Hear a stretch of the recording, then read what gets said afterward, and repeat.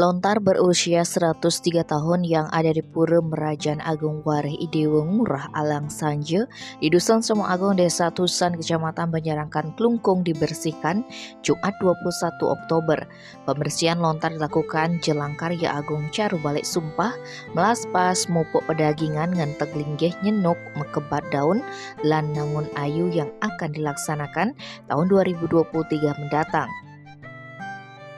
Semeton Warih Tirta Harum Bidang Sejarah Mahagotra Pusat sekaligus penyuluh bahasa Bali, Sang Made Joni menjelaskan bahwa lontar adalah media yang sama halnya seperti buku di masa kini. Sedangkan pada masa dahulu, sebelum ada buku, lontarlah yang digunakan untuk mencatat hal-hal penting, baik berupa catatan-catatan seperti obat-obatan, ustade, tatwa, pelutuk, parigem, babat, kande, tutur, dan sebagainya. Menurutnya, walaupun lontar tersebut disakralkan, sudah seharusnya lontar itu dijaga dan dipelihara serta dibersihkan, sehingga keadaan naskah atau lontar dan tempat penyimpanannya terhindar dari rayap dan rapuh.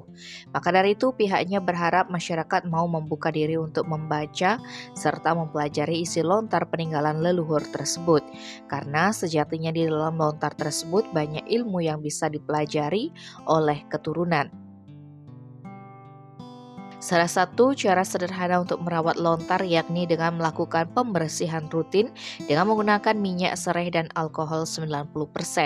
Sementara itu Dewa Aji Mangku Merajaan Agung Idewa Mangku Darmo menjelaskan jika pembersihan lontar dilakukan sekaligus untuk mendokumenkan secara digital lontar tersebut.